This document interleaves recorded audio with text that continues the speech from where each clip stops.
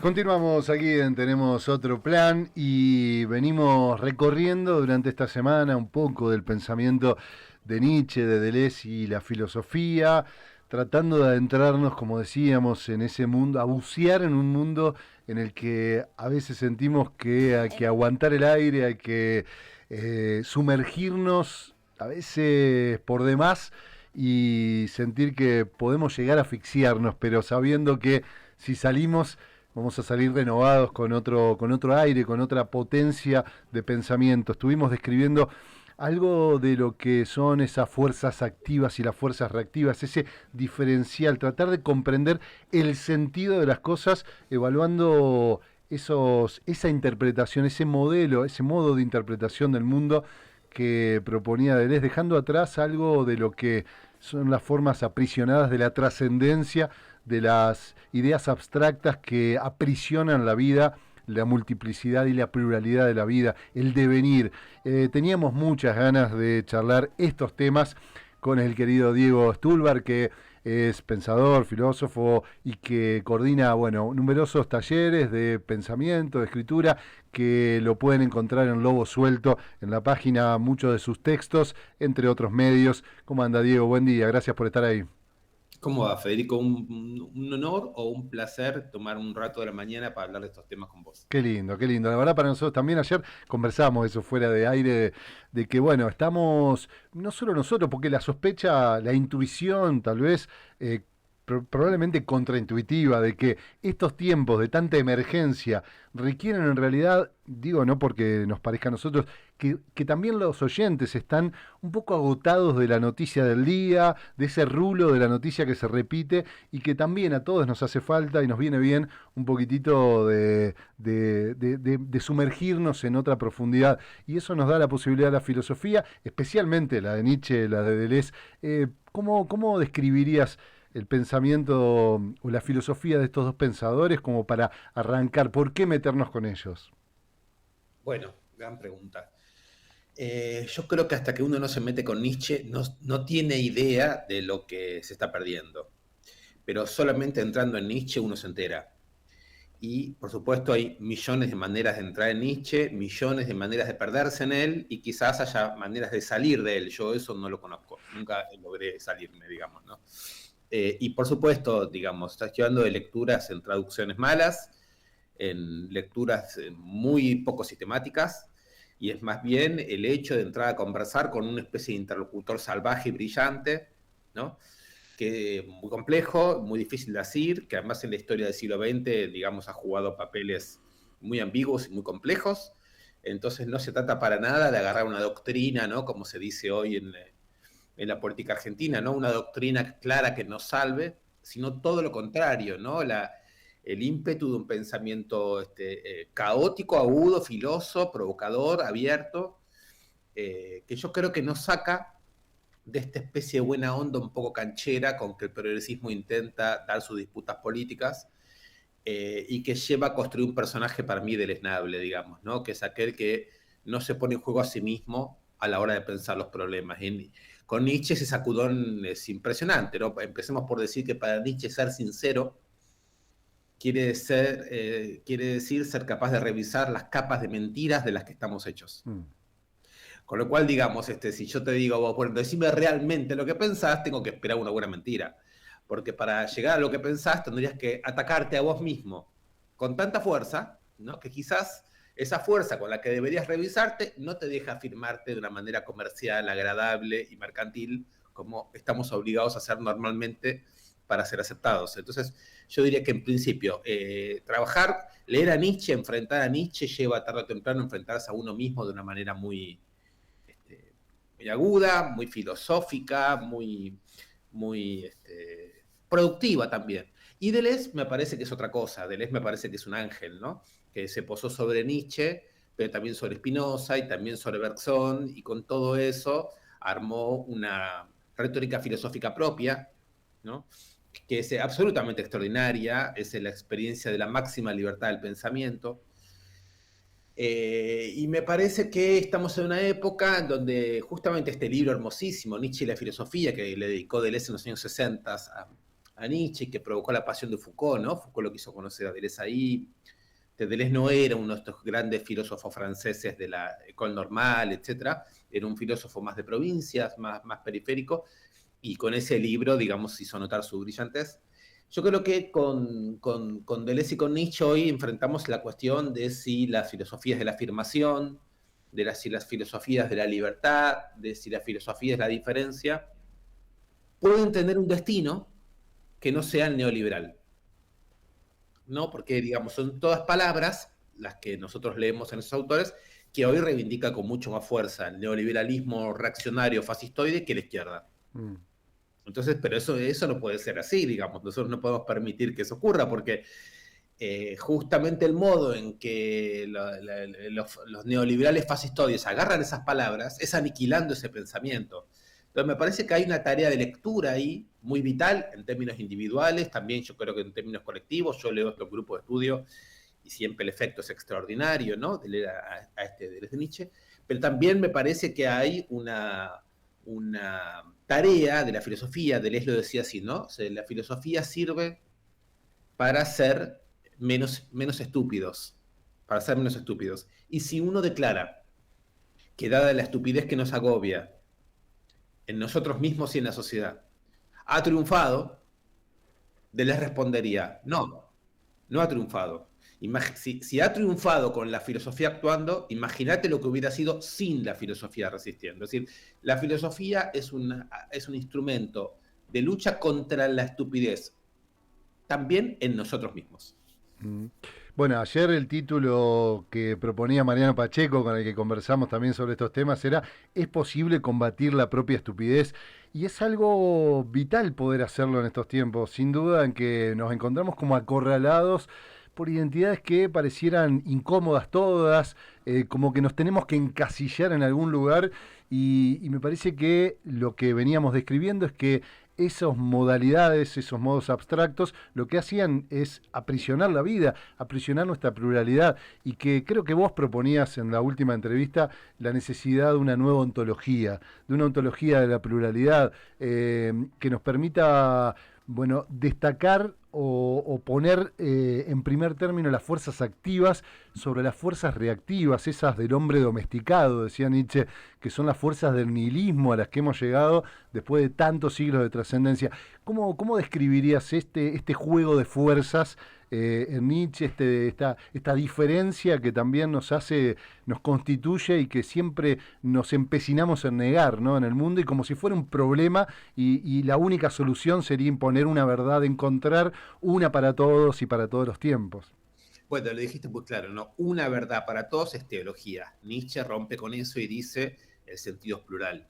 Decir que el sentido es plural quiere decir que el sentido se distribuye de maneras totalmente diferenciadas, y que la misma cosa puede ser activada en un sentido o en otro, ¿no? De hecho, el sentido, dice por ahí Deleuze, que dice Nietzsche, es la dirección en que una fuerza toma a otra, en que una fuerza se posa sobre un fenómeno, la coloniza y le da una cierta finalidad.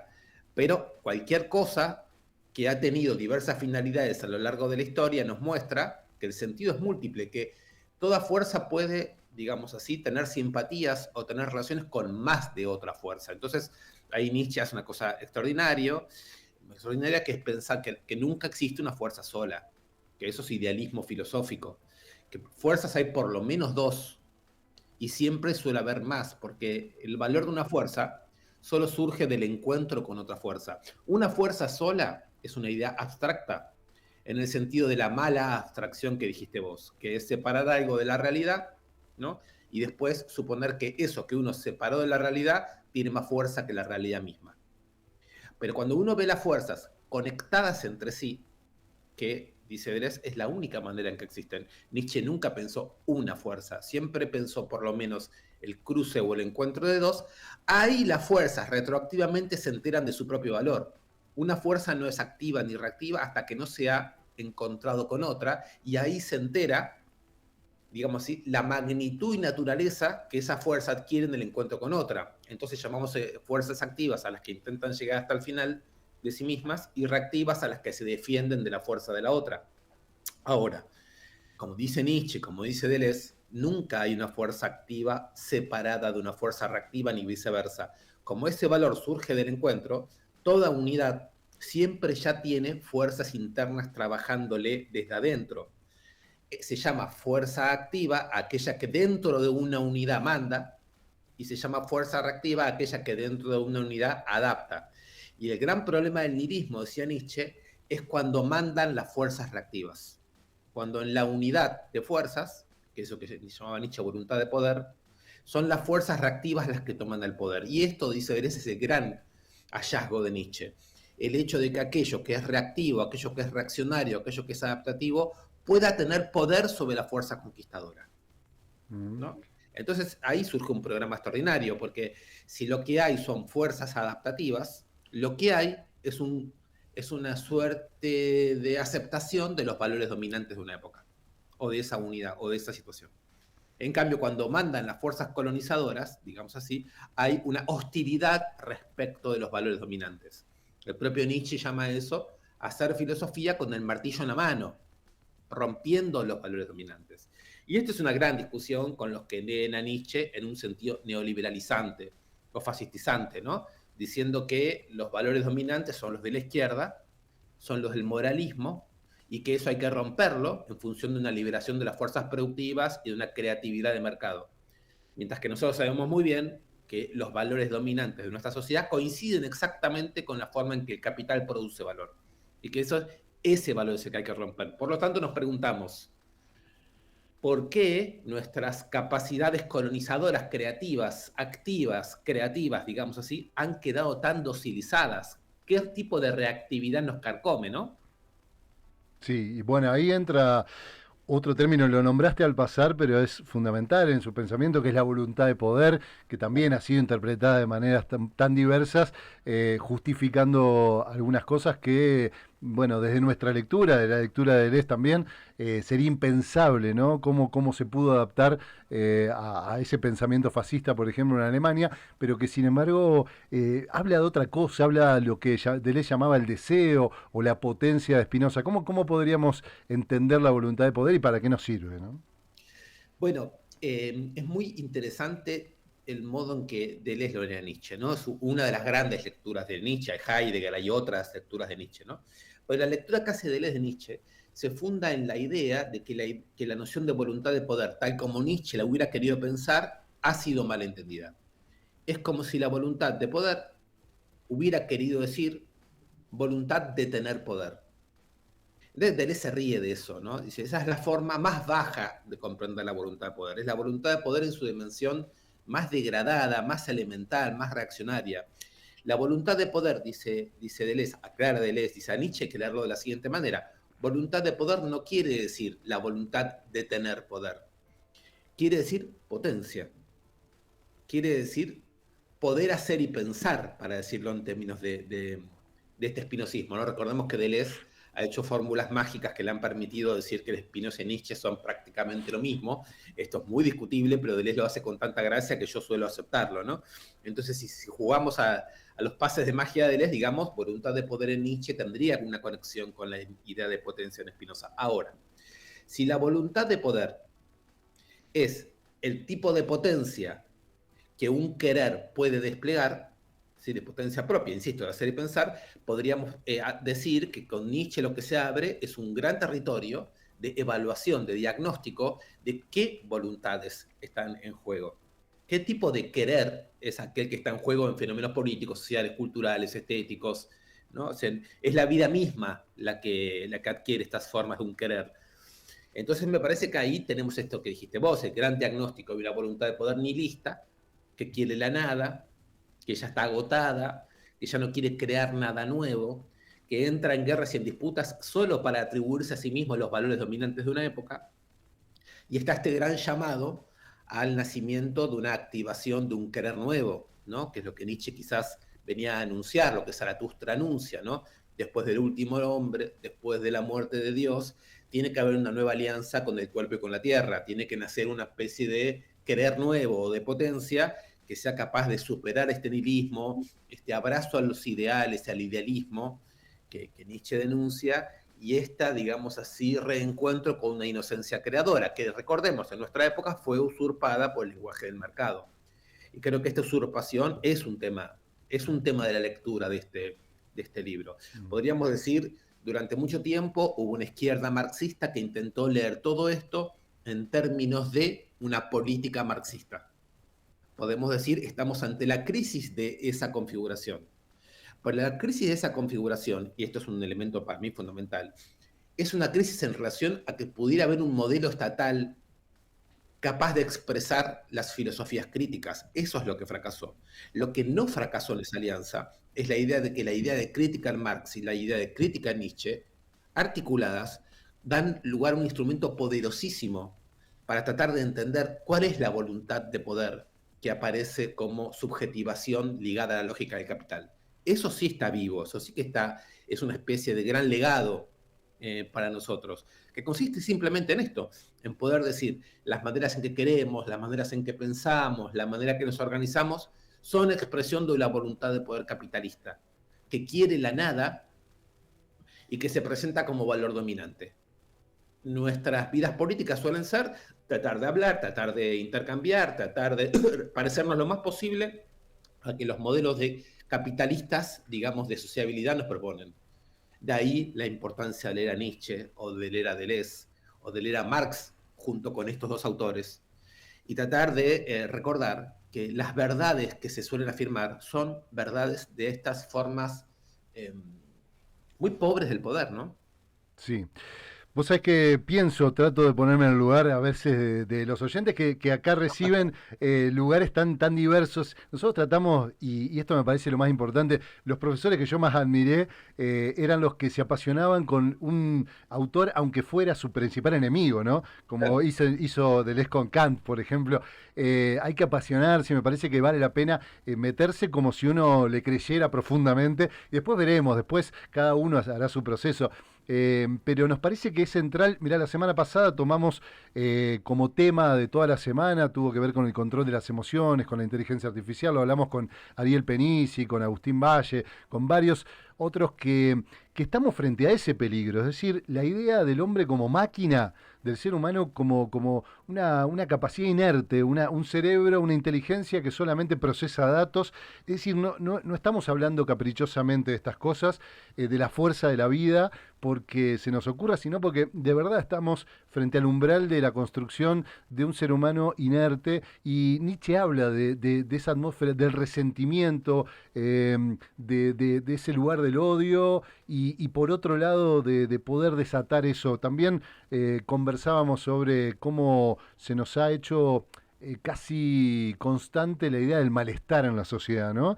Lo hablamos en la semana sobre el pensamiento de Leucovitz y cómo el malestar en la sociedad, la medicalización incluso de la sociedad, nos hace necesario hablar de estas cosas y desatar y no cometer errores de pretender que frente a la aparición del león, que Nietzsche decía, recién lo destacábamos, a mí me parece muy elocuente, que decía que de las tres transformaciones viene el camello, que carga con todo el peso de la historia, viene el león a destruir, pero el tercer paso de la transformación es el niño, ¿no? O la niña que juega, la inocencia del niño. Así que nos da esperanza de que esto es solamente una transición, de alguna transformación que tenemos que hacer, pero cómo recuperar esa inocencia para vivir con un poco más de vitalidad. Nos quedan unos minutitos, te dejo a vos para que lo cierres a esto.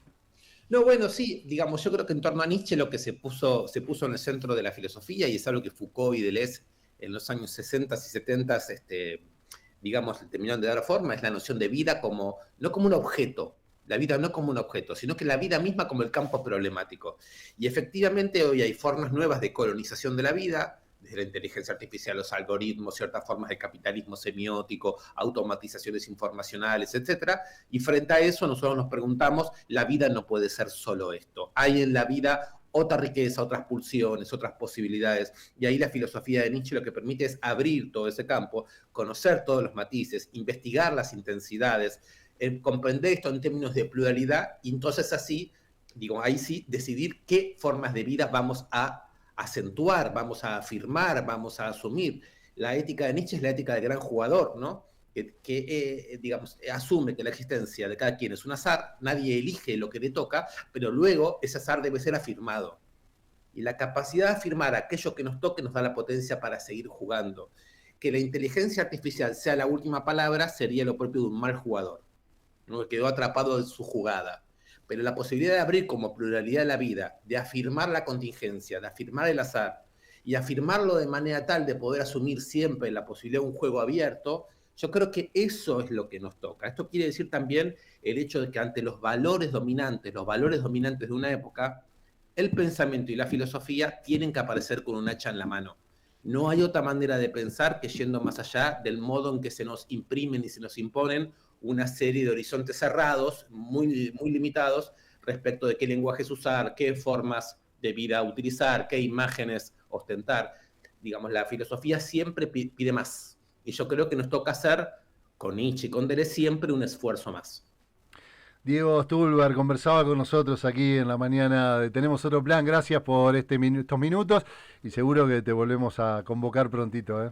Bueno, si es para filosofía, mucho mejor incluso. Fede, Claro que muchas, sí. muchas gracias. Un abrazo. Abrazo grande. Ahí estaba Diego Stulberg, entonces pensador argentino de enorme profundidad que ha inspirado a muchos de nosotros y nosotras y que teníamos el gusto de darnos esta pausa, este ratito, este recreo de pensamiento con el hacha acá en la mañana de la radio. Nos pueden encontrar en nuestro canal de YouTube, Una Radio Muchas Voces. Allí están subidas las columnas y estas entrevistas. Nosotros nos vamos a reencontrar en el próximo episodio Top. Que pasen un hermoso día. Chao.